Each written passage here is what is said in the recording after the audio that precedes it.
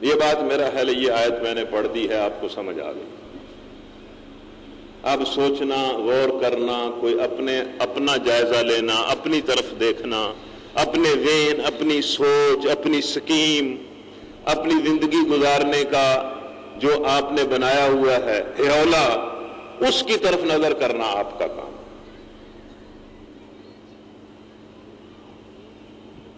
اللہ نے یہ بات کلیئر کر دی کہ یہ چیزیں ہم نے خود مرغوب بنائی ہیں اور محض آزمائش کے لیے بنائی ہے، اور ہیں یہ بالکل عارضی اور بالکل تھوڑی۔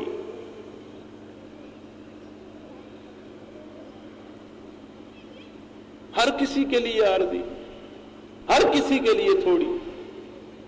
بھئی کیا کسی کے پاس کیا ہو سکتا ہے اس دنیا میں؟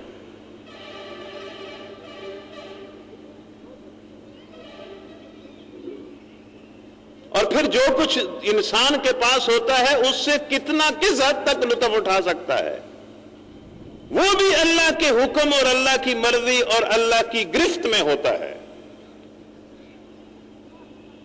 واللہ عندہ حسن المآب، اللہ کے پاس بہترین ٹھکانہ ہے۔ اس کے بعد اسی بات کو اللہ مزید وضاحت کرتا ہے اس کی۔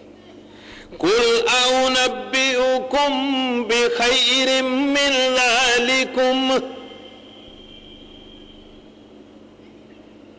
سمجھیں اس کی بات، سنیں اس کی بات۔ قُلْ أَنُبِّئُكُمْ بِخَيْرٍ مِّن ذَلِكُمْ، قُلْ أُنَبِّئُكُمْ بِخَيْرٍ مِّن ذَلِكُمْ، اے محمد صلی اللہ علیہ وسلم دنیا کی ان مرغوب چیزوں میں پھنسے ہوئے ان انسانوں کو کہو کہ کیا میں ان ساری چیزوں سے بہترین چیز تمہیں بتاؤں؟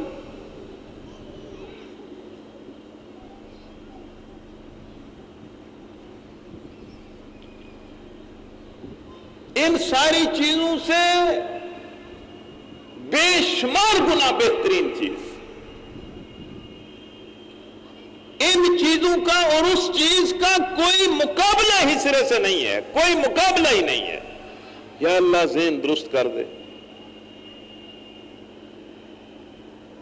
نقطہ نظر کو صحیح کر دے،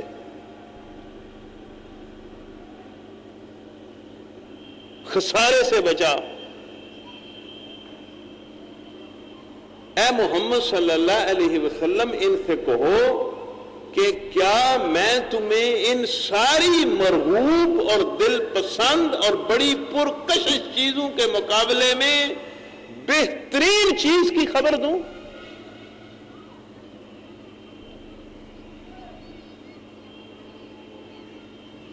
وہ چیز کیا ہے؟ بس یہی قرآن کی دعوت ہے۔ آئیں صلح کر لیں اللہ سے،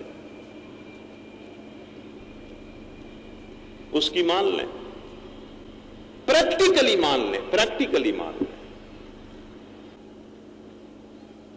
کیا میں تمہیں خبر دوں ان ساری چیزوں کے مقابلے میں بہتر چیز کیا ہے؟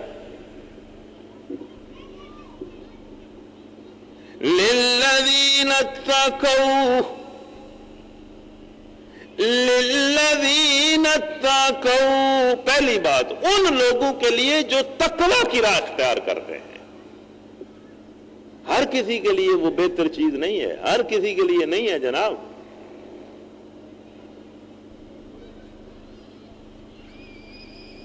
مخصوص لوگوں کے لیے، مخصوص لوگوں کے لیے، یعنی وہ جو بہتر چیز ہے اس دنیا اور دنیا و ما فیہا سے، اور اس دنیا کی ہر پرکشش چیز سے بہتر چیز جو ہے وہ ہر کسی کے لیے نہیں ہے، ہر کسی کے لیے نہیں ہے۔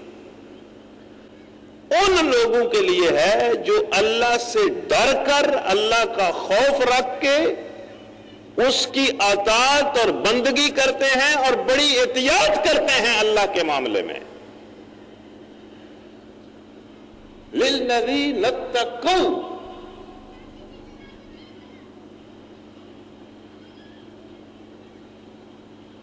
جو ان ساری چیزوں کے معاملے میں ان پرکشش چیزوں کے معاملے میں تقوی اختیار کرتے ہیں، تقوی، اللہ کا خوف اختیار کرتے ہیں۔ یہ عورتیں مرغوب ہیں، لیکن عورتوں کے ذریعے جہنم بھی کمائی جا سکتی ہے، جنت بھی کمائی جا سکتی ہے۔ یہ ماں عورت ہے، اس کے قدموں میں جنت ہے۔ یہ بیٹی عورت ہے، اس کی بہترین پرورش میں وہ جنت ہے جس جنت میں محمد صلی اللہ علیہ وسلم رہیں گے۔ یہ بیٹے ہیں، بیٹے بہت بڑی آزمائش ہیں۔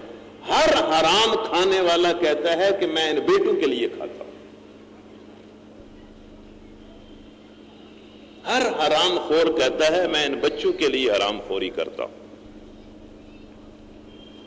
لیکن یہی بیٹے ہیں۔ وہ تاریخ میں ایک واقعہ ہے کہ ایک بوڑھی عورت اپنے 4 بیٹوں کو لے کر، بیٹے عورتوں کو تو اور زیادہ عزیز ہوتے ہیں، اولاد کے معاملے میں مائیں تو اور زیادہ جذباتی ہوتی ہیں، لیکن ایک عورت اپنے 4 جوان بیٹوں کو لے کر جنگ قادسیہ میں چلی گئی، اور صبح جنگ ہونی تھی۔ اس نے رات کو، یہ بڑا عجب واقعہ ہے، کوئی افسانہ نہیں ہے، اس نے اپنے 4 بیٹوں کو اپنے سامنے خیمے میں بٹھا لیا اور بڑی عجب بات ان سے کی، بڑی عجب بات، بڑی جذباتی اور بڑی عجیب بات کی۔ کہنے لگی کہ میرے بیٹو، میں نے تمہارے باپ سے بددیانتی نہیں کی، اور میں نے تمہارے ماموں کو رسوا نہیں کیا، کل مجھے رسوا نہ کرنا۔ کل جب حق اور باطل کی جنگ شروع ہو اور جب سپاہیوں کے قدم اکھڑیں تو تم آگے بڑھنا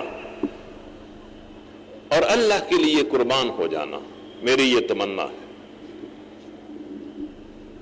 اب وہ ان بیٹوں کے ذریعے جنت کما رہی ہے، جن بیٹوں کے ذریعے لوگ جہنم کماتے ہیں۔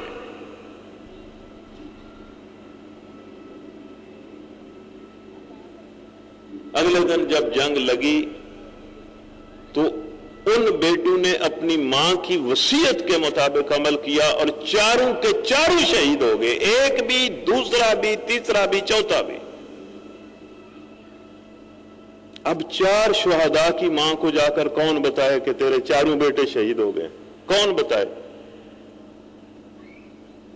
کسی سپاہی نے ہمت کی اور خنسہ رضی اللہ تعالی عنہ کے خیمے میں گیا اور جا کر کہا کہ آپ کے 4 بیٹے شہید ہو گئے۔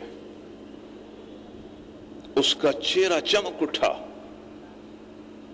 اور وہ بیٹھی ہوئی تھی کھڑی ہو گئی اور سینے پر ہاتھ رکھ کر کہنے لگی کہ یا اللہ میرے بچوں کے قتل کو قبول کر لینا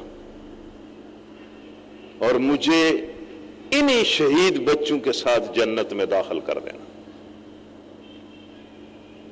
کیوں اس نے یہ کہا؟ اس لیے کہ وہ جانتی تھی کہ ان بیٹوں سے کہیں بہتر وہ جنت ہے۔ وہ اپنے بیٹوں کو بھی جنت میں لے گئی، خود بھی جنت میں چلی گئی۔ للذین اتقوا، وہ لوگ جو تقوی کی راہ اختیار کرتے ہیں، عند ربہم، ان کے رب کے پاس، ان کے رب کے ہاں ان کا بدلہ ہے، ان کے رب کے ہاں۔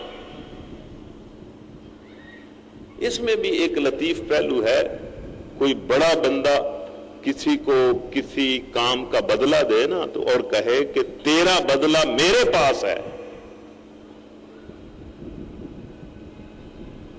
کوئی بڑا آدمی کہے کہ بھئی تو چھڑ، تو اس گل نو چھڑ، تو رہنے دے، تیرا بدلہ تو میرے پاس ہے، تو وہ بندہ ہر چیز کو ختم کر دیتا ہے کہ اگر آپ کے پاس ہے تو پھر ٹھیک ہے، اگر آپ مجھے اجر دیں گے تو پھر ٹھیک ہے۔ تو یہاں تو کہہ رہا ہے کہ للذین اتقوا، جو لوگ تقوی کی راہ اختیار کرتے ہیں، عند ربہم، ان کے رب کے پاس ان کا بدلہ ہے۔